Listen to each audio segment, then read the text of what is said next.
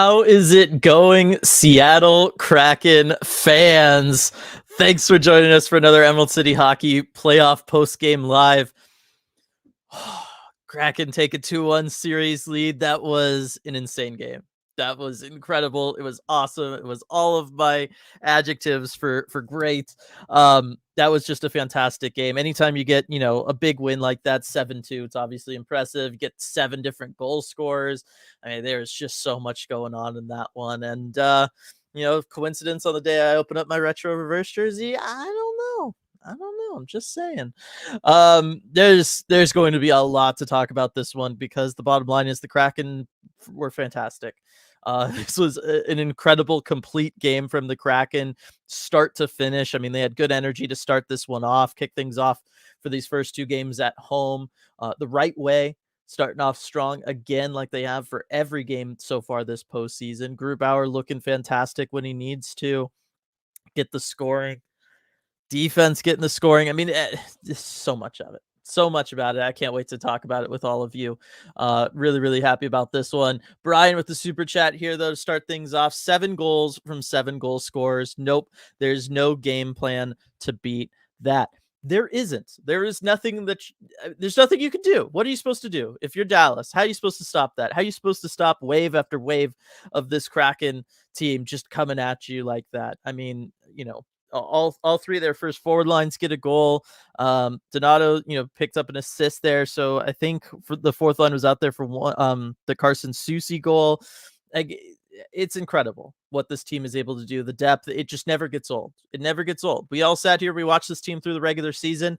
We knew that they led the league in 5-on-5 scoring. We knew that they were a top 5 goal scoring team. They started talking about that late in the broadcast, as this is the 8th time this season the team has scored 7 or more goals. But I don't think people really understood that, or like they hear that, but without seeing it for themselves, it doesn't click for them, a national audience, or maybe this Dallas Stars fan base. But the bottom line is, I mean, you chase Jake Ottinger, fantastic. I mean, he left with a 706 save percentage. Poor Scott Wedgwood comes in, leaves with a 750 save percentage. He allows a couple goals in that 3rd period, because the bottom line is this Kraken team was not going to be stopped tonight once they got things rolling. Hakstol made some incredible adjustments from period 1 to period 2. You're able to kickstart the scoring there. Look, you take advantage of an unfortunate play. Obviously, Miro Heiskanen goes down. It's a bad situation, but you got to play to the whistle in that situation. Eberle does. You get the goal, kickstart things off, and then in the next, I think it was 6 minutes and 20 seconds, you score 3 more. It's awesome. It's awesome. Like that whole sequence of events was fantastic for the Kraken. Picking up the late one from Tolvanen too to close out that period, I think was important. Then Yanni, not even 2 minutes in to the 3rd. The goal scoring in this one was incredible, but it was just because they were aggressive. The forecheck was back for this game. This did not look like the tired Kraken team that we saw in game 2. This was a team that had a day of rest. And boy, did they use it to full advantage. They came out, they were physical in that first period. They were making long stretch passes. I can't wait to ask RJ about that. If that was something they were working on in practice yesterday, maybe morning skate today. This team was really aggressive with wanting to move the puck out of the defensive zone, get it up ice, and start attacking Dallas kind of right down the middle. And they were very effective with it. Dallas didn't really have an answer for it. So pretty good stuff there for the Kraken. Steve Dog with another super chat here. Yanni's smile gives me life. Yanni, I mean, this is playoff Yanni Gourde, and it's what we watched, him do with the Tampa Bay Lightning to great effect. Being able to watch him wearing a Seattle Kraken sweater do the same thing, I'm with you. You can't help but smile. You can't help but feel joy. You can't help but just, even when he's like 2-on-1 and he's getting cross-checked from behind, and he just gives that look of just like that, like see what I'm doing here. It's fantastic. He knows exactly what he's doing. He's incredible. He's absolutely incredible. Fantastic on the forecheck too. Again, talking about that momentum, that relentless push and aggressiveness from the Seattle Kraken in this one, that you're eventually able to chase Ottinger and do all that stuff. Yanni Gourde right there involved with all of it too. Absolutely incredible. Alex, go Kraken. You and RJ totally called it in the first line stepping up. It's true. It's true. This first line had to step up. in this series. They needed to especially step up in this game. The other lines are taking care of the Dallas lines. I mean, boy, we'll probably get to that in a little bit, with just how quiet some of those guys are. I think I saw somewhere in here someone talking about Jason Robertson being really quiet. He has been very quiet in this one. But it's true that this Jordan Eberle kickstarted it, right? He's got a goal in each of these 3 games so far in this series. Jordan Eberle is absolutely going for it. He's continuing the physical play that he had showed in that Colorado series. He's brought it forward here, playing net front, doing good work there. And then Maddie in this one. I don't think like the whole team really woke up from the last game where they just kind of got pummeled. And they woke up for this game, but I don't know that anybody did more so than Matty Beniers. I think this was probably his best playoff game. And I don't just mean that because he scores that goal. He picks up an assist. He's a +3 tonight. I mean, he was everywhere. He was out there on PK duties, looked fantastic, creating shorthanded chances there. I mean, everything from Matty Beniers tonight was A++. And, coincidence, first game in Seattle where you're really able to line match, you're able to get that Matty line out there against the competition you really want them to be out there against. Yeah, that certainly helps. Of course it does. But that's the advantage of playing at home and playoff hockey. And leave it to Dave Hakstol to take it and use it to full effect. But Matty Beniers, incredible game tonight. I'm trying to see if they have the 3 stars out yet. Yes, number 1, Matty Beniers. I was just going to say he should be number 1 star for that game, and he was. So yes, that line stepping up. Ty Cartier played another really solid game. I think it's going to be one of those situations. We'll wait and see with Daniel Sprong. I'm not expecting any news tonight when RJ joins us. You guys all know the drill. We won't know anything until tomorrow probably, or even morning skate on Tuesday. But if Daniel Sprong's going to be out, I think they probably wanted to wait until game 5 for Jared McCann's return based on what Hakstol was saying. But if Sprong's going to miss time, it's possible we'll see McCann back in the lineup for game 4. Again, this is all speculation. I don't know that they'd immediately put him on that first line. I think they might go ahead and let him sit, lower in the line, bring him out for power plays, ease him back into the lineup minutes wise, especially because the bottom line is this line, it's playing well without him. Similar situation with Dallas in game 1 of this series.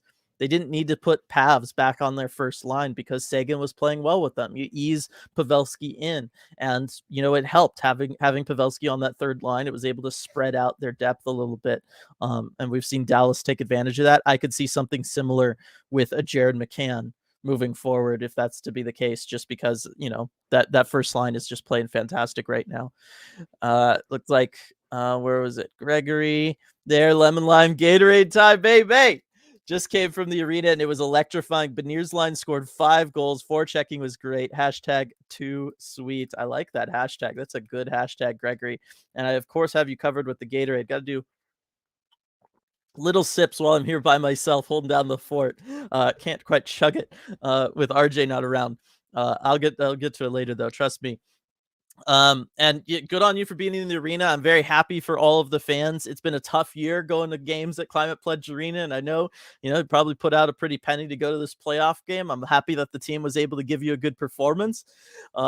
This team has struggled with those this year at home, but you definitely got your money's worth if you went to this one, as far as I'm concerned. Forechecking was incredible, like you said, and we just talked about the Beniers line. I mean, insane. I can't wait to hear what Hakstol maybe has to say after this one as well.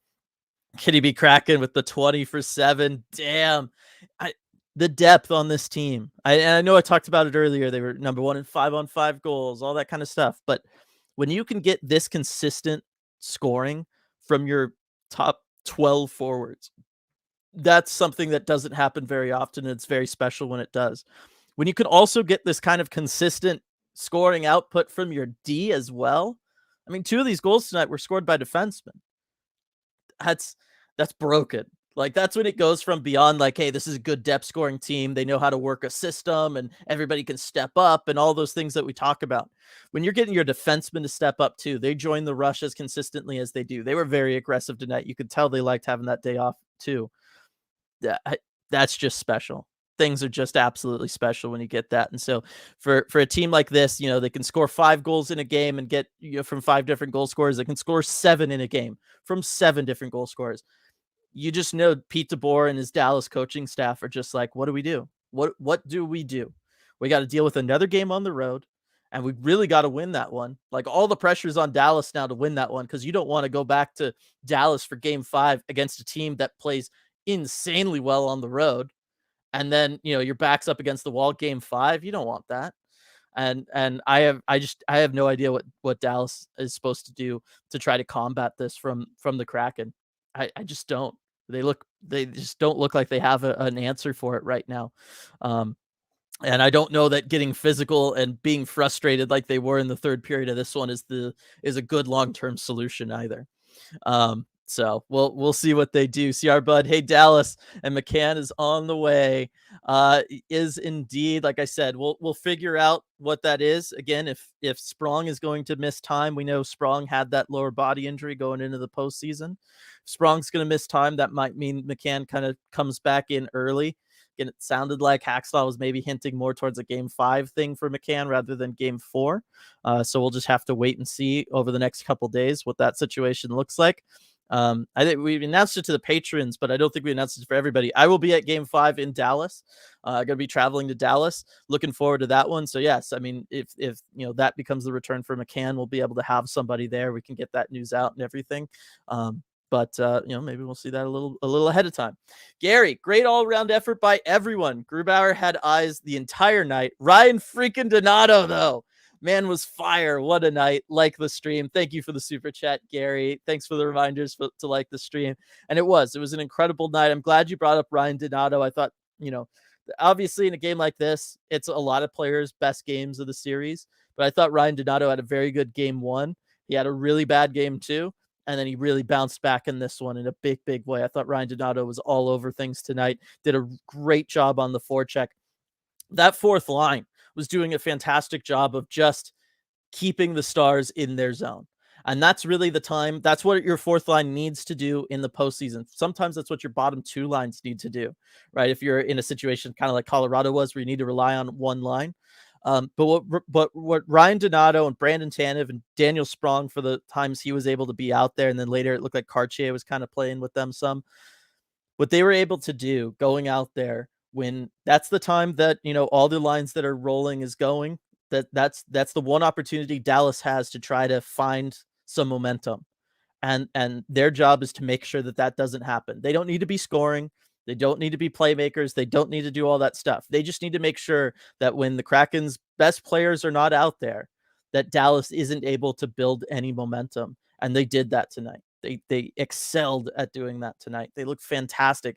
Not only was Dallas not able to build momentum, Dallas wasn't able to get out of their own zone. Dallas just got more and more frustrated. It just created more and more opportunity for the Kraken's top lines when they were out there to go and wreak havoc on that Dallas Stars team. The fourth line is really, really something special. They played fantastic tonight. Really happy to see that. Really happy to see that from Ryan Donato. I'm telling you, this offseason is going to be so difficult.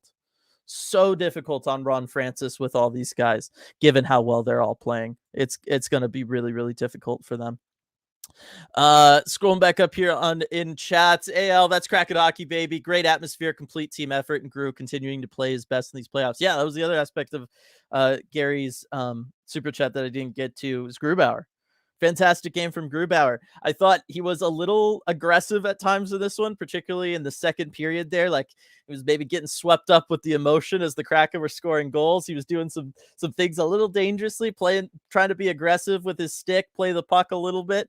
But the bottom line is he was there when they needed him to be. Like when Dallas was trying to claw their way back, trying to get momentum, trying to stop the Kraken's momentum, Grubauer would come in with a big save, flash the leather, something like that. And there was some that I could have sworn were in. And then it's, nope, he's got it in his glove, or nope, he saved it in his pad. And they were just incredible saves from Grubauer.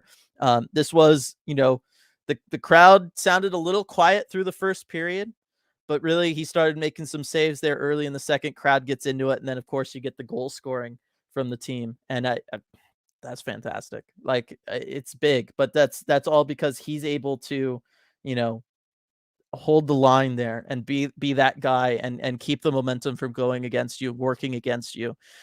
Philip Grubauer, that day off, I think really helped a lot. I think it would help him reset. He'd been carrying a massive workload. We talked about the fact that the Kraken were the least rested team through these playoffs. They were the only team not to get that extra day. I think that was a big deal for Philip Grubauer. I think we're just going to see him kind of continue to be locked in from here on out, which is fantastic. Sergeant Pickles with the super chat here. Hola from Cancun. I hope you're having a fantastic time down there, Sergeant Pickles. Studs, us, duds, them. Amazing win, but got to get to bed. Being 2 hours ahead. We'll have an adult beverage tomorrow to celebrate. Sounds good, Sergeant Pickles. I know I'm going to have to get used to that in Dallas. Being 2 hours ahead, these 8:30, 8:50 local starts. Oh, it's going to be that's going to be a little bit of rough time, I guess, for me, but it probably won't be because I'll be able to watch the Seattle Kraken, and that, it's impossible to be tired or sleepy when that happens. It's so much fun. You did it right. Studs us, studs them. I mean, that's it. There's nobody that had a bad game on the Kraken side of things, and there's a lot of guys that are just disappearing for the Dallas Stars right now. Their top couple lines are just invisible. They're just not doing anything. I almost wonder if they're going to have to swap out Sagan and Pavelski, try to put Pavelski back up there with Hintz and Robertson just to try to kickstart the offense, because it's non-existent right now. It's just not there. And I know they want to try to match the depth of the Kraken. I think, I understand where Pete DeBoer was coming from with that, but the bottom line is Dallas has no answer for when the Kraken just kind of go off right now, and they're going to need one if they want to hang around. So that'll be interesting. Obviously, the Miro Heiskanen situation is going to be something worth monitoring as well. Taking that puck up high did not look good. He's a big deal for the Dallas Stars, especially on their power play. It was very evident that he was not there running their power play late in this one. Wouldn't you say? Like those two power play chances they had after Heiskanen left the game, those were really bad looking power plays. Like, credit to the Kraken PK as well. They're playing fantastic, just like they have all playoffs. But the power play looked a little lost. There wasn't a lot of chemistry there, a lot of errant passes, a lot of opportunities for the Kraken PK to step up or strip the defender deep, and Maddie's able to get a shorthanded look going the other way, stuff like that. So that's going to be, I think, maybe the biggest injury situation to monitor moving forward. Might not even be the one on the Kraken for us. It might actually just be Miro Heiskanen for the Dallas Stars. Becca with the super chat here. We made the Stars pull Otter in the playoffs. That is so hard to do. It is so hard to do. The Kraken just went at it at this one. I mean, they were just totally feeling it in this one. They just attacked him is the bottom line. You look at like the early goal from Jordan Eberle. It's just creating chaos in front. He can't see it. He can't keep up with it. If you're making dangles in his crease like that, no goaltender is going to stand a chance. And so that's a big deal. Wenberg, just an epic snipe. Wenberg, you have this in you. Shoot the puck, maybe more. Please. Like, it's almost worse now that he's showing us what a deadly sniper he can be. So I think that's a big deal. Carson Soucy, though, that was the one. When he just walks in and hits it 5-hole, Ottinger was frozen. He was completely frozen. He had zero read on what Soucy was going to do. It was just Soucy and Ottinger, mano a mano, and Soucy just played it cool, and he just slid it under his pads. And that's when it's like, okay, Ottinger is not there. He's just not feeling it. He doesn't have a read at all on what the Kraken are trying to do. And the bottom line is he's kind of looked that way this whole series. I know the Kraken didn't really pressure him that much last game just because it was such a down game for the Kraken as a whole.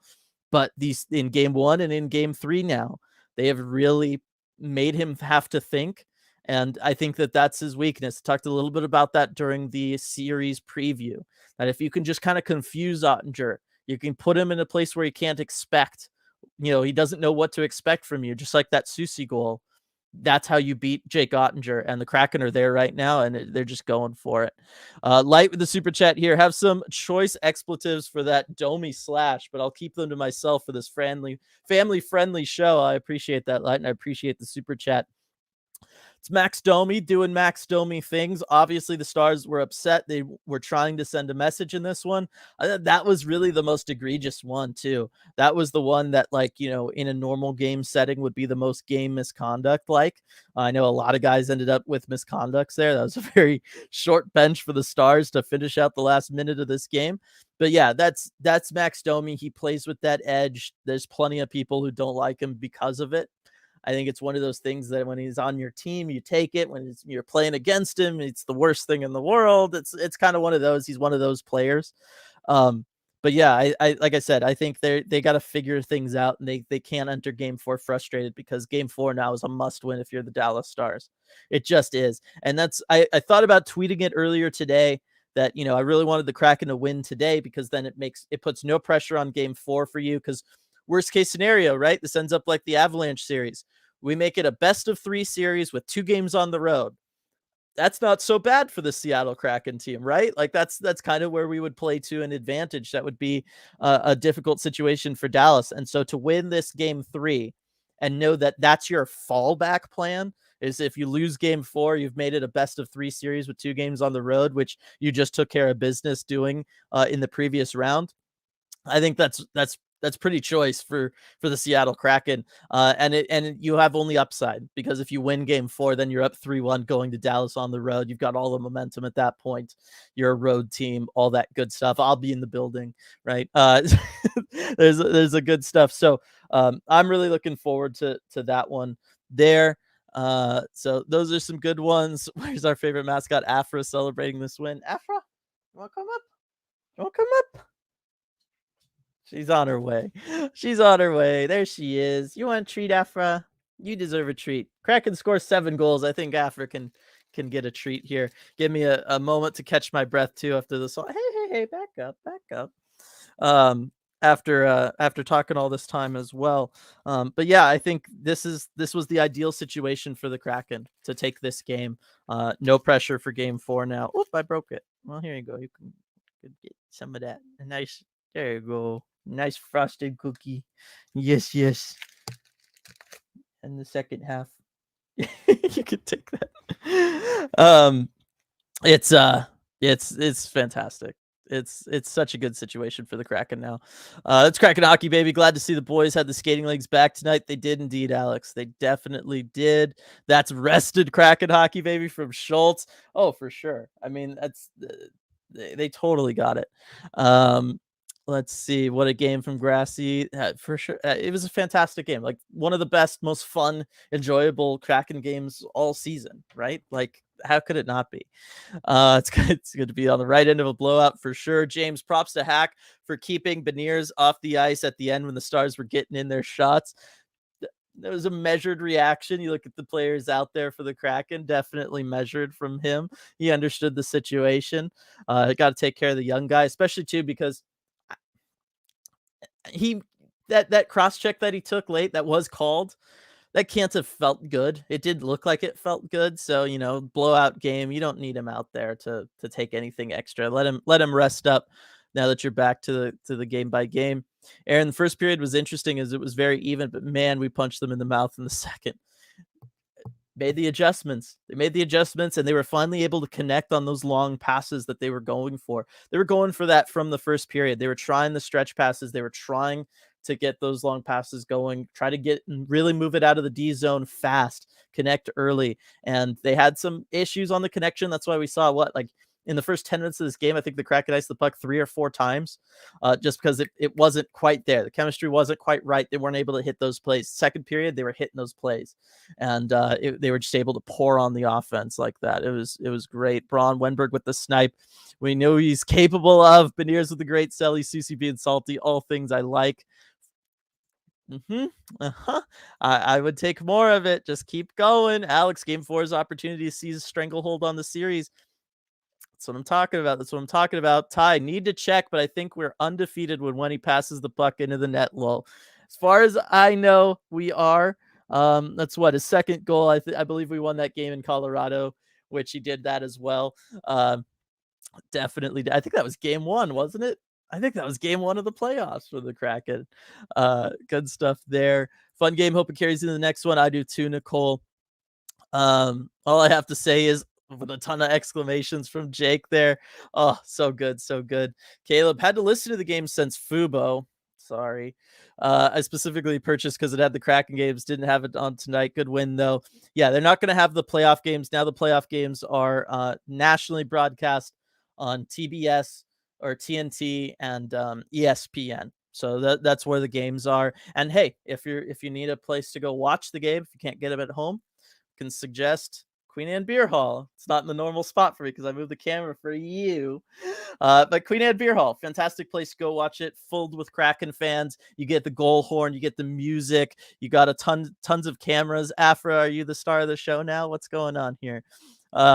This was by far Maddie's best game in the playoffs. His confidence playing playoff hockey is growing. We watched him take a gigantic step tonight. I agree, Kraken Hawk. And again, I think he was another guy who just benefited from having the day off. I just think that was a big deal for a lot of these guys to get them out going like that. I just think that was a lot. Let's see. Absurdly said, I know this is from the wrong Seattle sport, but my, oh my. I know, right? Yes, you're reading chat with me. I know. Bach, what a game. All different goal scorers. Kraken in 5. I would appreciate that. No more happy to be here. I smell blood and I want the freaking cup from Rock Todd. I know it's one of those. Everybody feel free to go for it. I'm just gonna try to stay back on it all. I don't know. I'm feeling really good. This Kraken team. All right, what are you doing? This Kraken team is looking fantastic this series. They've answered a lot of questions that I had for them after round 1, just because you were able to really take advantage of the fact that Colorado had no scoring outside their top 2 or 3 guys. But the bottom line is this series, look, you're beating an elite goaltender who was looking good.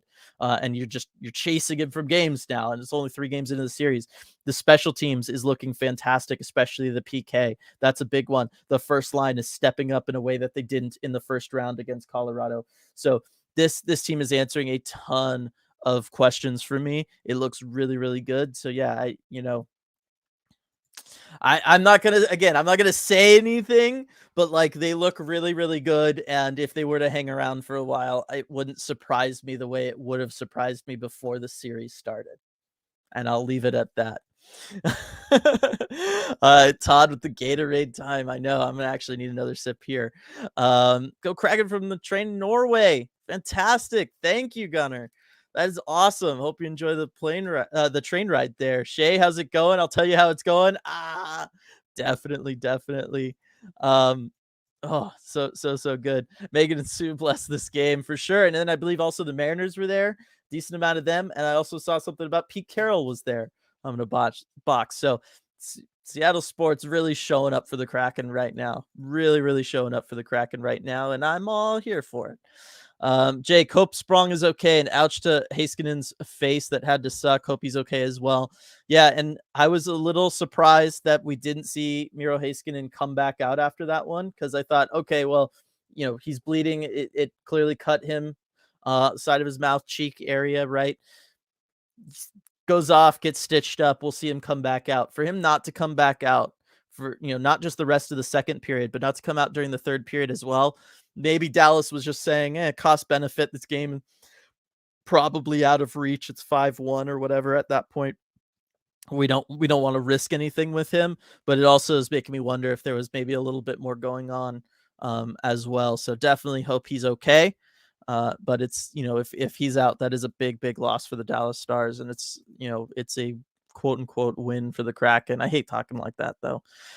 Michael, truly incredible what they've been able to do without their best player and Jared McCann. But I guess that's Kraken hockey, baby. It is. It's next man up. It's depth. That's just what this team does. That's how this team was built. It's what they do. I'm glad to see it show up in the postseason.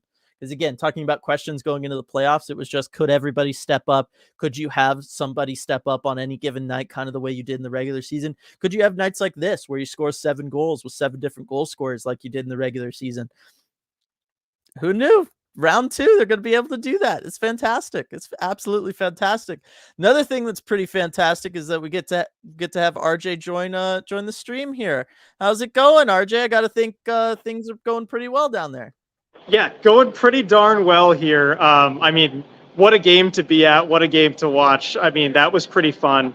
And what a locker room to go in afterward, too. The guys were definitely happy about this one, fired up. And I'm going to start right off by sharing my favorite story from after this game. So Carson Soucy was doing his media availability, and he was asked to kind of, take us through your goal that you scored. And he was saying, well, there were some forwards out front that were kind of clearing the lane for me. And Morgan Geekie walks by. He's like, oh, was it me? Was it me, Seuss? Was I there? I was clearing the lane for you, wasn't I? And Seuss like, oh, were you there? He's like, yeah, well, someone was taking up a bunch of attention in front of the net. It must have been 67. Thanks there, Morgan. And Geekie was like, no, I wasn't on the ice. That's pretty great. I was going to say, I put it on Discord in the game chat at the end of the first period. Morgan Geekie was my MVP for that first period. He was all over the place. He was shot out of a cannon in this one, banging bodies. He was getting chances net front. I mean, Morgan Geekie was having himself a game early on. But yeah, that one, RJ, we talked about that Carson Soucy goal earlier. That's the one where it was clear Ottinger just doesn't have this. They're in his head, because here's just a one-on-one situation with Carson Soucy, of all people, walking in on you, and he freezes you, and he's able just to slide it under your pads.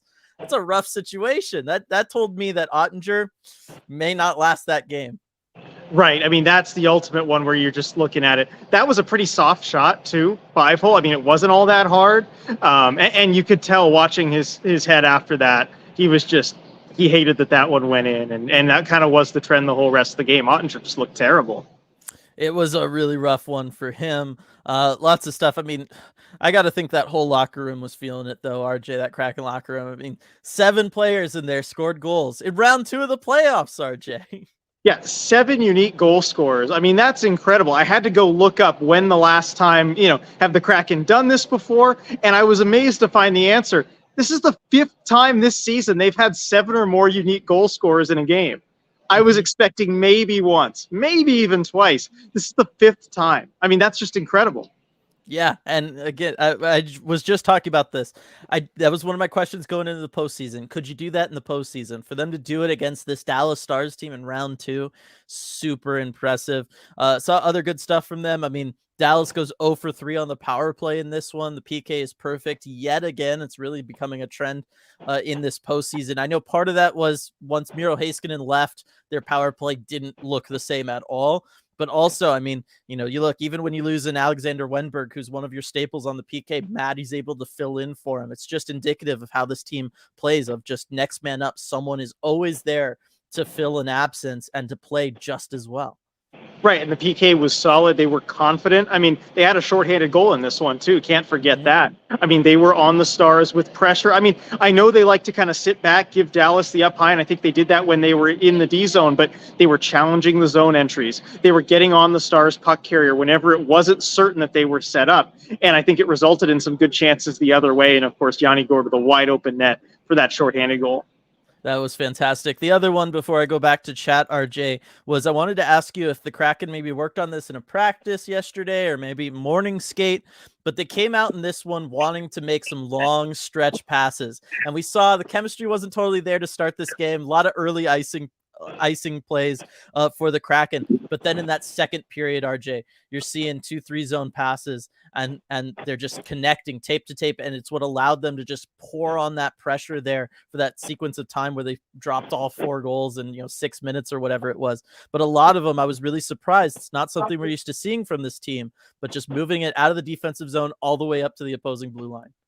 Yeah, it was a new wrinkle that we kind of saw from them, but it was really effective. And I wonder how much, that kind of gets pointed out on video, that maybe there are these holes through the neutral zone here that we can attack with these stretch passes. I mean, look, the Kraken have the players who can do it. We've seen over the course of the season guys like Vince Dunn and even a Will Borgen kind of make those stretch passes down there. But it was really impressive stuff, and it set up. I mean, you look at directly kind of a couple of those goals. It was a huge point for them. And it's one of those things I think DeBoer is going to go back and look at and be like, okay, how do we counter this? How do we stop it? Yeah, probably. Another thing that DeBoer is going to have to go and look at, RJ, is maybe he's got to shuffle his lines around a little bit, given how many people are held off the score sheet. Sarah pointing out no points for Pavelski. It's a fantastic response from the last game. I was talking earlier about how quiet Hintz and Robertson have been, RJ. I mean, the Jamie Benn line has largely been invisible through all 3 games. I mean, if you're Pete DeBoer, do you consider moving Pavs back up with those guys? Like, I mean, what do you even do? I think I would move Pabs back up with Hinson Robertson. I think that line needs a spark. Hinson Robertson just kind of can't carry that by themselves. I've been more impressed with Sagan on that line than Hinson Robertson at a lot of times. And so Robertson, I kind of watching him closely because I tried to really, just comb through his game, and try and find the little things and what's going right, what's going wrong. And I sensed a lot of frustration. He's not the type to let it boil over or get really upset. But it seemed like he wasn't able to make the plays he was trying to make physically. He was getting outbodied and outworked by guys like Will Borg and Jamie Alexiak. And you could see on his way back to the bench, stuff that maybe isn't always picked up on the TV broadcast, some frustration kind of start to bubble over on his face a little bit. And I think you just need to get Joe Pavelski, who might be your best player so far through the series, on that line to help spark their confidence. Dude, after just the first goal, the Jordan Eberle goal, it showed the Dallas bench, and he just had the 1,000-yard stare. Robertson, like it was just like what, like it's one goal, like come on, like why did the bench for Dallas look so rough there? And I know they lost Heiskanen and stuff, but I was still kind of surprised by how out of it a lot of those guys looked. But yeah, Pete DeBoer is going to have to figure out something, because now, RJ, all the pressure is on Dallas. They have to win Game 4, because if you're the Kraken, worst case scenario, you drop Game 4, best of 3 series on the road. It's a dream scenario for you. You're fantastic with that. It's totally fine. And if the Kraken win Game 4, I mean, then you can just end it Game 5. Like, easy. Right. Let's go. Exactly. So the pressure's on them. I don't know how much you've talked about Heiskanen and then losing him, because I thought that was huge. That might have been the biggest factor in this game, was the fact that their defenseman, who basically plays half the game, their best defenseman, was gone, and they just look like a completely different team without him.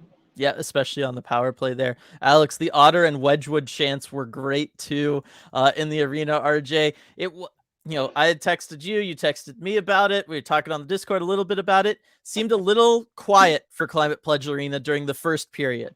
You could hear the players on the ice and stuff, but boy, that didn't last long into the second.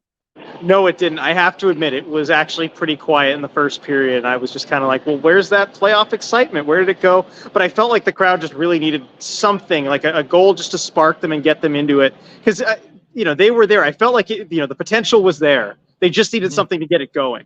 After this kind of longer break without a home game, I guess. I don't know what it was. So I even tweeted, like, they just need a goal to get them into it. And boy, did they get that and some more. And yeah, they were absolutely rocking by the end of it. I'm sure on the broadcast, you could probably hear the difference once the Kraken got going. The Ottinger chants, which struggled a little bit because the 3-syllable last name, it's a little difficult. Gotta be Otter. Into the Wedgwood chants. Yeah, it's got to be Otter, everybody. Just Otter in the arena. That's what you go with.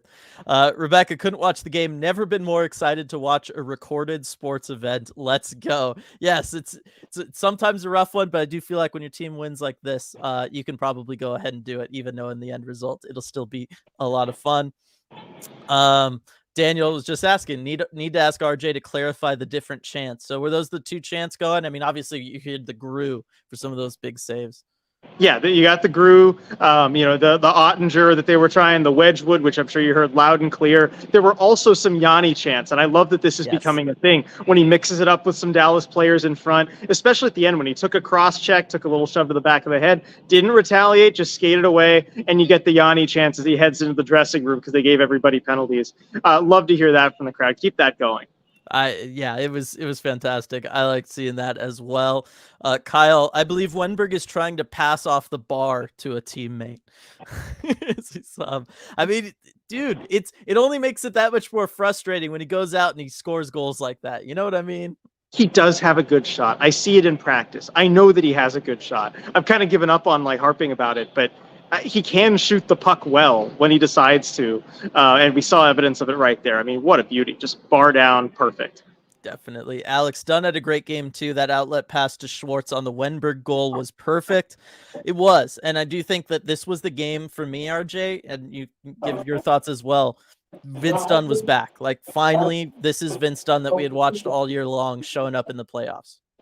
Yeah, I would have to agree with that. I think I've noticed him a lot more in this one, doing the kind of things that we're used to Vince Dunn doing this season. And it makes a big difference in what the Kraken are able to do offensively. You put up 7 on the board. I mean, that's because all of a sudden you're a big offensive defenseman. He's back, and their best defenseman's gone. You can just feast on that. Yeah. Gilberto, Seattle got under Dallas's skin tonight, and we're all here for it. Boy, they sure did at the end of this game, RJ. I mean, it's got to be really, really frustrating for Dallas when you know, not just to lose a game as big as you lost this game, but you know, like we talked about earlier, your guys just aren't going. You're not getting any time and space. They're not able to get out of their own zone. And that's got to be really, really difficult for them, especially knowing you got to come back and play in the same building again. It's going to be loud. And Dave Hakstol just proved he was able to use the line matchups to his advantage, get that Matty Beniers line going. Like it's got to be a little worrisome for Dallas.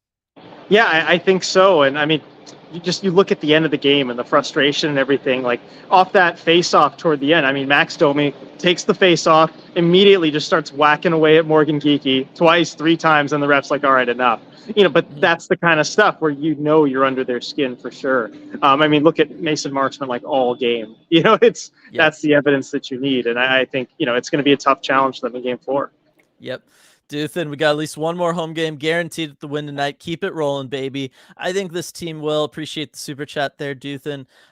Like I said, Hakstol, he looks so good in this one, especially the adjustments, just the little bit of adjustments that they made period 1 to period 2. Felt like he fired them up a little bit for period 2. Kraken, like I said, they struggled with the icings in the first period. Also lost the first 8 faceoffs of the game. Not great, but I thought Hakstol did a good job of getting them, you know, ready to play the game, RJ, but also to come back out for period 2. Yeah, he did. And the little adjustments, we're seeing that all the time. And hey, there's a reason that he was a Jack Adams Award finalist. Like he's gotten to talk about that the last couple days. And of course, he's very humble about it. Wouldn't take a whole lot of credit to the players and the rest of the coaching staff and all of that. But I had a conversation too. We were kind of talking about this at morning skate with some of the other media people. It's like, okay, if the voting for the Jack Adams, because it happens right after the end of the regular season. Yeah. If they were voting today, how does he do? Like, does he have a real shot at winning it? You look at Montgomery that, you know, that is out of the playoffs right now. I mean, Lindy Ruff looking a little bit better after tonight than this morning. But, you know, we were talking about it. Like, he might have a real shot at winning the thing. I think he would. And I get it. Some voters might think, well, look, he's got a deep team. You know, you look at a night like tonight and it's like, well, when you can have 7 different goal scorers, it makes managing the bench pretty easy. You just kind of roll out all the lines about the same and they're going to win their matchups more often than not. But you and I both know, and I think most of, you know, or not everybody in chat knows from watching this team regularly, all the other things that he does, that this isn't, you know, always the type of Seattle Kraken hockey game that we see. This team does very much change based on who they're playing. They've changed through these playoffs. They change whether they're on the road versus at home. We've seen him make massive adjustments. We've seen what him and his staff, especially Jay Leach, have been able to do with the special teams for this postseason run, particularly the penalty kill. I mean, all of that, you know, at some point, right? Like buck stops with the head coach, but that also means the good stuff starts and stops there too. And I do think that, yeah, Hakstol, he would have my vote. Yeah, him or Paul Maurice. Yeah, exactly. Paul Maurice, yeah, would be making a pretty good case too. Casey, how about Brandon Tanev tonight? I thought his play on that rush was fantastic. I gushed about the 4th line earlier, RJ and Ryan Donato, and them kind of being that line that, you know, they just have to go out there and not let Dallas steal momentum back. And they did that tonight. But Brandon Tanev, another great example of that. Yeah, he was playoff turbo in a lot of different ways and just being really difficult to play against too. The deception to get Yanni Gourde that wide open net on his goal, the shorthanded one. I thought it was funny. I mean, Ryan Suter gave him a shove there in kind of a dangerous area after that Gourde goal. He gets up and Yanni Gourde has to hold him back. As he's jawing with Suter. And I'd like to comment that we got on Twitter is like, you know, you need to calm down if Yanni Gourde is telling you need to calm down. Oh, for sure. That's pretty funny. I did like a lot of the interactions that we were able to see on the broadcast on the bench. Lots of times, especially through the first period, coming back that Matty Beniers line, him and Eberle. It was always like Eberle would tell Matty something, and then the next time we'd see that line on the bench, Matty's telling Ty Cartier something, and it was just like it was like really funny, like the vet working down the chain there with the information. But it was really fascinating to watch them all go. And then after Maddie scored his goal, Yanni kind of trying to fire him up. They're sitting next to each other on the bench. He's patting him on the back, trying to get him going a little bit. And Maddie's just like dialed in, watching the play, and he's just like shaking him off, like, no, I'm paying attention here. Yeah, Maddie's always dialed in like that. I mean, they had a thing where the fans would cheer for him, like, congratulate Maddie Vaneirs on being a Calder nominee or whatever. And he's just looking straight ahead, doesn't acknowledge it at all. One day, one of the players is going to acknowledge that, but it won't be Maddie. Yeah, definitely. And speaking of Maddie, Jessica, that Maddie post-game interview is going down as the cutest thing to ever happen in sports. I'm going to have to check that out. And I was really happy to see him get first star, RJ. Yes. No, that was deserved. I was happy to see that. And you look at, too, like, I think some of the quotes from the interview, and I didn't catch all, but I was, like, right up on Susie because I wanted to ask between, like, him and Marchment kind of what was going on. Yeah. So I was on the outside for Maddie. But the quote that stuck with me is he was saying, look, we don't have a lot of the star players like these other teams do, but we play like a real team. And there was kind of this wholesome tone about it that just made me really happy. Sounds like a sports movie, like a kid's sports movie, like The Sandlot or something, where it's like, yeah, we're just like misfits, but we're getting it done. Mighty Ducks energy there from Maddie Vaneirs. And you know what? Give it time, Maddie, and you'll be the star. Especially if you play like that, like he played tonight. It'll be right in there. Zame with the super chat here. I'm not superstitious because I find it to be unlucky. What a line. But it would be irresponsible not to have a post-game victory super chat. I love supporting our friends at ECH, and I love celebrating wins. Really appreciate that support. It means a ton. Really does. Yeah. Thank you, Zane. Good to see you again tonight. And you did mention that to me right before I went on for post-game about the superstition thing. And yeah, let's keep it rolling. Definitely. All right. So let's see, where was I? I was in all the stuff of Afra filling in for RJ, as John pointed out. Afra was really in here earlier. I saw that as I was coming up the elevator. I'm like, oh, this is a good post game when she's all up on camera like that. Definitely. From TQT here, the Kraken could probably hear the cheers from here in New Zealand because that was an absolutely stunning game. Excited to see this moment hopefully carry us forward onto a successful series. I think it will. Again, I mean, this was just a huge one to win. Absolutely. And I hope you're enjoying tomorrow in New Zealand there. Lindsay with the RJ in the lucky suit. Sheesh. Yep, lucky suit. It's a new tie, though. This is my first time wearing this tie, so I was gonna say it's a good one, I guess. It's a good one. It's definitely a good one. That tie has seen 7 goals. Yeah, pretty good. Okay, everyone, tell me, should I wear it for Game 4? I mean, should I just go back with this? I did that from like Game 4 to Game 6, and it didn't work. So, what do you think? That's a tough one. I'll check chat in just a little bit. Yeah, just let chat compile a little bit. We'll crowdsource this. Yep, CDO. I have another shirt with hexagons on it that I could wear, so that's the other option. Well, all right. I feel like the analytics people might like it. I don't know. That's true. Maybe we'll see. Yeah. CDO. It's amazing. It's amazing stat, RJ. 5th time this year with 7 unique goal scorers and first in the postseason. I mean, it never gets old. And it's one of those where, RJ, whether it's the people calling the game on these national broadcasts or when they kick it to the in-studio panel during the intermission, like after the second period, you know how that intermission started? Like Liam McHugh gets it, whatever, and then he throws it. I forget who he threw it to first. And they just went, I mean... like that was it, and all 3 guys are just like and it's like, okay, we're in the second round, they're up 2-1 in a series. At some point, are these guys going to do research on the Seattle Kraken team? Like, come on. I know you got to know at this point, like, everyone needs to figure out, like, this is what the Seattle Kraken are. They're going to keep doing it. They're going to keep got to be on board. And here's the thing, one of them on the panel, RJ, Rick Tocchet. Back on the TNT panel.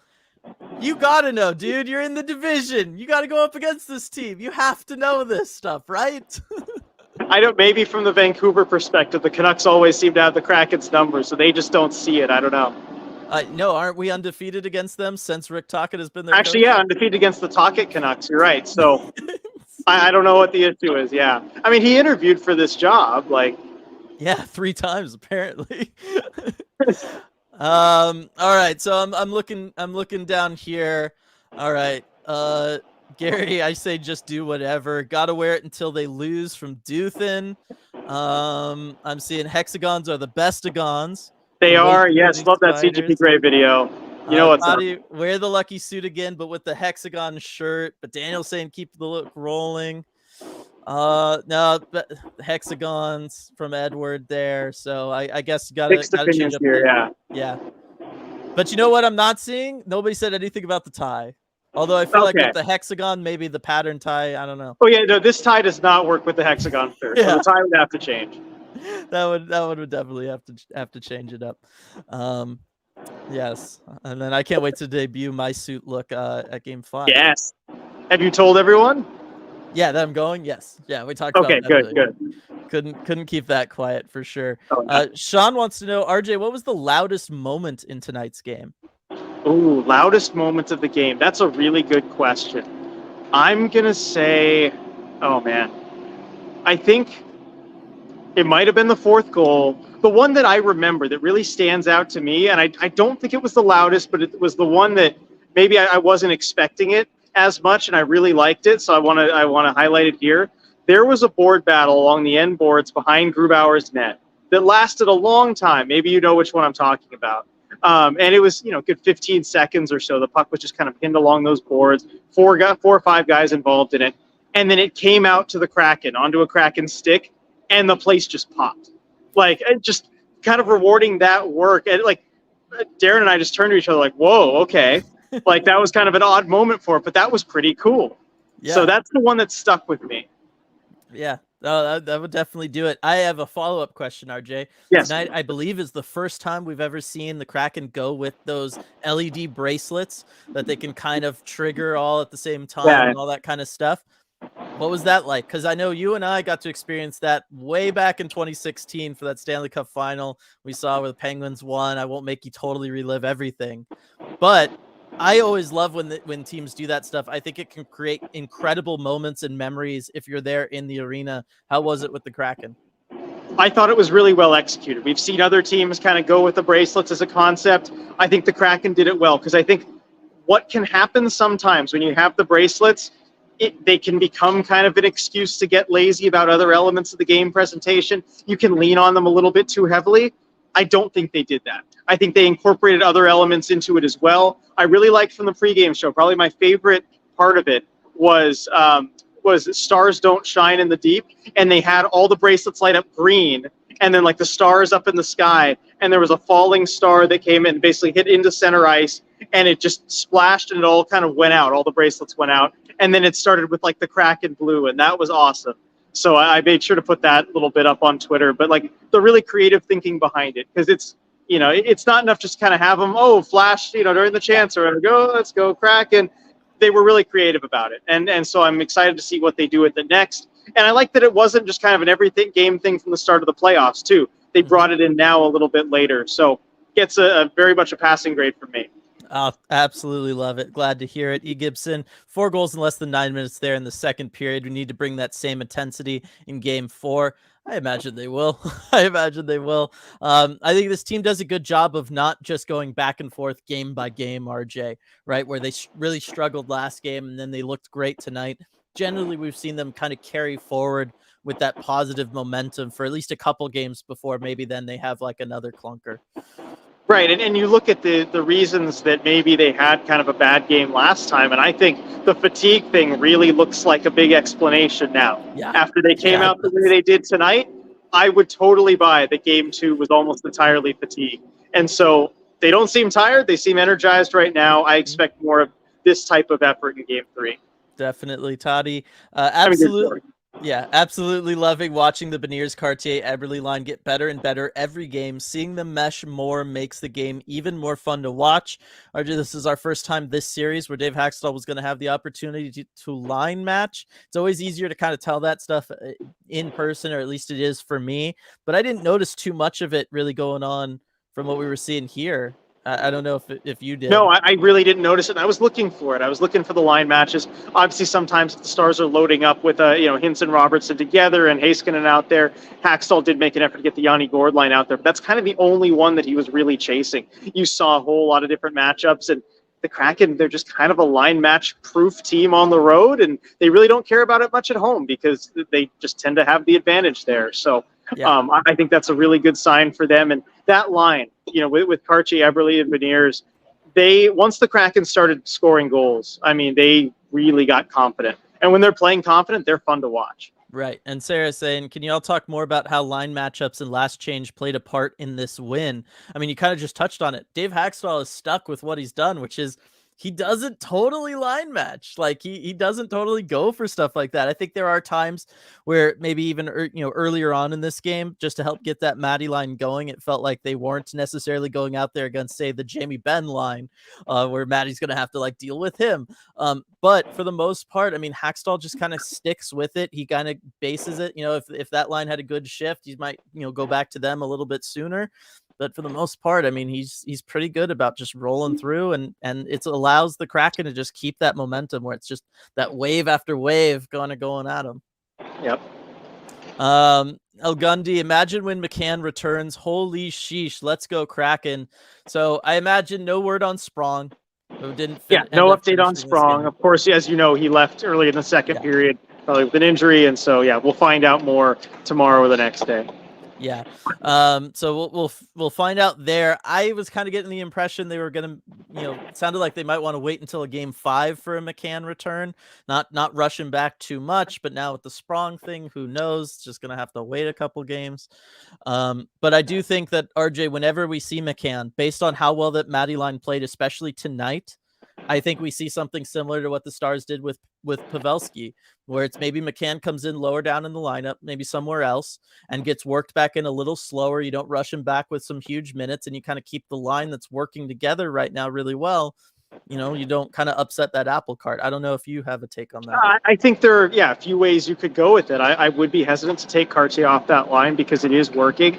And you do kind of want to ease McCann back into it as well. Like you can shift him on that line sometimes. And, we've had Hakstol like put another forward in Cartier's place for a few shifts and everything too. So we might see that. But the one that I've really thinking about it, I'd hate to do it given how well Morgan Geekie is playing, but maybe moving Geekie down to fourth line center and putting McCann on that line with Wenberg and Schwartz and seeing how that goes. Like the fit maybe isn't perfect, but it could be an option there, and it really does strengthen your fourth line. I mean, I think it makes your fourth line a lot better, and you can really take advantage of some matchups there. I mean, the way they're playing, Geekie, Tanev, Donato, fourth line, I mean, just roll that out and actually give them pretty good minutes. Yeah, talk about frustrating the Dallas Stars. That line, like, drive them insane, I have to imagine. Steve Dog, 2 more guaranteed home games, right? No. With this win tonight, the Kraken could... 2 more home games? Guaranteed, yeah. So the next game 4 and game 6, at least. So if they, go ahead. No, because the Kraken could win in 5. Right, but then you get more home games next round. Oh yeah, in the next round. Yeah, you're right. I thought just for this series. I'm like, we can take care of this in Dallas. What are you talking about? Yeah, then yes, then you're guaranteed at least 2 more after that. Yeah. Susie hit on Marchment got me so fired up from Daniel. Oh yeah. That set the tone early on. That was huge. Yeah, that was a crazy hit. Duthan, well, we already had 1 more home game guaranteed. The win tonight guarantees at least 1 additional. Yeah, there you go. We were just talking about that. Tammy with the hashtag back the hack. Dexter, love that we got a blowout win this playoff. So much fun. These are the memories to cherish. Definitely. Now back to all the shirt stuff. All the hexagons are best. Okay, Ty pointing this out. I noticed this too on Money Puck. Only 2.417 expected goals. What's everyone excited about? Lols. Another example of why Ottinger maybe didn't have his best night tonight. Yeah, I think that was a huge factor tonight. I mean, you look at the Kraken's chances. They weren't a whole lot better in the second than they were in the first. Ottinger was just really bad. Yeah. 11 downstream. What are your guys' thoughts on addressing the power play, and how about improving face-off percentage? I'll take face-offs first, RJ, and then I'll let you talk about the power play. Hakstol's kind of addressed this too, if I'm not mistaken, but face-offs, it's just one of those, there's nothing really left for them to try or do. It's just going to be what it is. They can practice it. Guys got to get better about it. That's something that we'll see at probably a year-over-year improvement with guys like Matty Vaneirs, who like on a night like tonight is their lowest performing face-off person. Young players are. A 20-year-old rookie in his first year, he's not going to have a great face-off percentage, but somebody like Matty, he is going to get progressively better season over season. So face-offs, there's not too much they can do, unfortunately. I know it kind of kills them at times, but they're kind of stuck with it. Well, on face-offs, Hakstol has also pointed out, and he's talked about this the last couple days, how it's not just the center, and everyone looks at kind of the center's numbers, but he felt like they could do a lot better from game 2 to game 3 as far as winning those 50-50 battles that result from some of those face-offs that aren't really won cleanly by either team. And I thought they did improve in that area tonight. Like, not a ton, but they were better than they were in game 2. It looked closer, but you're still only 43%. So, well, yeah, but I mean, it just felt like an improvement over game 2. Still plenty of room to go, but especially early on, you could see the effort was there. Like, they got the message. Yes, they got the message. And then, do you want to talk about the power play? I mean, I know Justin Schultz gets that one late, but still, it could be an important building block for next game. Right. I was just thinking that, like, the Kraken have carried over some momentum from late power plays, even though they were kind of meaningless like this one. You look at game 3, it was actually game 3 against Colorado, right here in this building, same point in the series, where it was the other way. The Kraken were down by 3 goals. It was a meaningless power play, but they executed on a goal that really is kind of exactly what you want. You throw a shot in from the point, you look for a tip or a screen, and it finds its way in. So I think that's the kind of simplifying they need to do on the power play, and maybe that momentum can carry forward to the next game. Normally I think, it doesn't really work like that, but they were able to do it from game 3 to game 4 last series. Why not this one? Yeah, and bottom line is, as the series continues to go, penalties are going to become less and less, meaningful, just because there's going to be fewer of them, and ultimately that benefits the Kraken. The Kraken want to be playing 5-on-5. That is where they thrive. NPC Chris with a super chat here. Not sure if I missed this, but what's your take on the chanting Wedgwood during the third? Twitter is contentious about it. Interesting. I would assume maybe the contention there, RJ, would just be because he came in late, like he wasn't the starter you're chasing, so why are you going after him? That's the only issue. Yeah, I mean, my initial reaction, and I did share this with the people next to me in the press bridge, I'm like, oh, yeah, he doesn't really deserve that. Like, I just felt bad for him. Like, he just got in here. It's not his fault.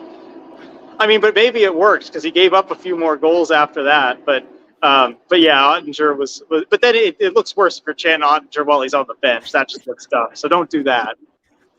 I mean, that's really going after somebody if you do that. So I'm kind of mixed about it, because I'm generally in favor of home crowds doing that and chanting at the goaltender. I get it where it's like, Wedgwood wasn't the guy. He didn't give up anything. He's just coming out and like right away you're on him. But at the same time, if I don't mind if a crowd wants to create a hostile environment for visiting teams. You know what I mean? Like, I'm okay with that. I think that's what home crowds should do. Sean, everyone was so good. This is also a super chat. Everyone was so good tonight, but special shout outs to Susie versus Marchment all game. Yanni and Gru, this team is so fun. I'm happy somebody is finally dealing with Marchment, RJ, because he's just been so annoying this playoff series. He has, and Carson Soucy's really taken on that task from the hit there, and he walked him on his goal. Like, if Marchment was guarding him at the point, walked around him. I mean, he looked like Cale Makar does sometimes, just walking around and opposing forward. And I posted the video, like, as he was skating past the Kraken bench by the Stars bench, it looked like he was telling Mason Marchment that, he just walked him on that play. I asked Soucy about it afterward because I was just curious kind of what his side to it all was. And he did downplay it. He's like, it's playoffs. There's adrenaline going both ways. We're playing hard. They're playing hard. I don't know how much was said. So, he didn't want to really get into that. And I get it, after a 7-2 win, you don't want to fuel those flames. Yeah. I'm sure it'll be settled on the ice. But good to see the back and forth there. It was fun to watch when both of them were on the ice. Definitely. Daniel, what? Dylan owns a suit? Of course I own a suit. I've even worn it once before, if you can believe it. One whole time. About 6 years ago.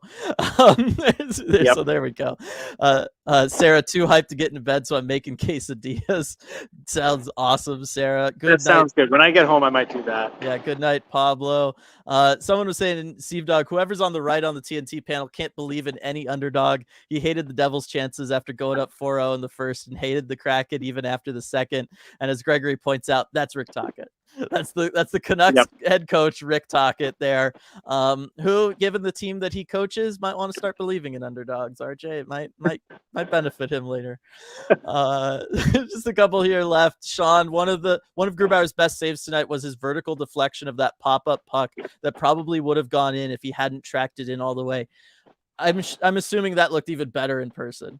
It did. It really did. I mean, it got some audible gasps from the people up in the press bridge that he was able to track that puck. That is harder than it looks. That is definitely harder than it looks. When a puck just deflects and goes up in the air like that, and you can see initially he's got no idea where it is. He has to go find that thing up in the air. He finds it just in time, blockers it away. Really, really pretty save. Yes. Shay, what's the odds we end up with a Susie Marchman fight by the end of the series? 5-1, 2-1? Oh man, 3 or 4-1 sounds about I would right put it in that 3 or 4-1 range. Like, I think it's all just going to stay close enough. You see another blowout though, I'd raise those on. Yeah, it's game on if there's another blowout for sure. I really think so. Logan, can you explain why players get kicked out of the face-off circle? I've never understood that. All right, good question. So it's a little different with every linesman kind of lining guys up. There are a number of things. Basically, it's hard to demonstrate here without, like the camera and everything. It'd be helpful to have a stick and be in the studio like this. But basically, your stick's supposed to at least start out kind of at the top of the dots. They changed the rule recently where like whoever's in the defending zone center has to put their stick down first. But basically, also when they look at where your skates are as well, those hash marks there that are on the face-off circles. I can't really show you right now, but those hash marks, your skates are supposed to be on there. So if your skates kind of cheat in too close, within the hash marks, they could kick you out for that. There's a number of things. Also, if one of the wingers is cheating in too much on where they're supposed to be, they'll toss the center too sometimes. There's a lot of different things they look for, but those are some of them. Anything to add there, Dylan? No, I was just gonna say the skates one is a big one. If you get your skates kind of above the line where they're supposed to be, that's generally the number one thing that I feel like guys get tossed for. Is just them cheating in a little bit. I like you referencing the studio, RJ. Like, if you're in the studio, you could demonstrate. And by studio, I assume you mean your studio apartment. Yeah, I guess that wouldn't help me very much either, would it? I bet the studio, like those TNT guys, don't they always have a rink or something that they can? They do. Why wasn't Rick Tocchet out there telling us why underdogs are bad on the little fake rink they have? One day when the Patreon gets big enough, we could buy an entire studio with an entire rink where we can demonstrate all these things. That's right. And good time to mention tomorrow night is the NHL draft lottery. Going to be doing a live stream with our patrons over at Patreon. So if anybody's interested in joining us for that, you can check that out with the link in the description below. Talk about all the prospects, see where Bedard goes. Good chance he might end up in division, which is scary. So there's lots going to be going on for that one. Scott with a super chat here. Dudes, what an amazing environment. Pedal down start of second to end. I could get used to that. I bet the Kraken would win by 2, but by 5 is worth it. It is for sure. It was an incredible night, RJ. Incredible performance at Climate Pledge Arena. I think that's a big deal for the Kraken. They moved to what now? 2-2 at CPA this postseason. 2-2. Time to go over 500. Yeah, next game's a chance. Yep, here we go. All the pressure's on Dallas. I feel fantastic after this one. Yeah, I do too. I mean, the Kraken are in a really, really good spot here. And yeah, I mean, it's crazy to think about it, just kind of round by round. I mean, this is the second round of the Stanley Cup playoffs. Like, think about where we were at the start of the playoffs and just hoping to maybe make it a competitive series with Colorado. And now, I mean, the Kraken have looked like the better team 2 of these 3 games. It's not out of the question. They could get it done. Yeah, no, it's gonna be great. Pablo asking what time the draft lottery is tomorrow. It's 8 p.m. Eastern, 5 out here on the West. Pacific. Yes, out here on the West Coast. It's gonna be on ESPN for those of you if you want to watch it just on your own. That's gonna be it. All right, RJ. Another shout out to Queen Anne Beer Hall. I'm sure the party's still raging there for sure. Oh yes, It's got to be fantastic there. Thanks to everybody who stopped by for this one. Special thanks to everybody who donated super chat tonight. Really appreciate all those. And yeah, I mean, can't wait. Deep dive also tomorrow. I forgot about that too. Oh yes, looking forward to that. So lots of good stuff coming up before that next game on Tuesday. But of course, we'll be right back here after that one as well. Should be a good time, and we'll see what shirt RJ chose to wear. And I think that's the perfect cliffhanger to end the broadcast on. So we'll see you all next time, everybody.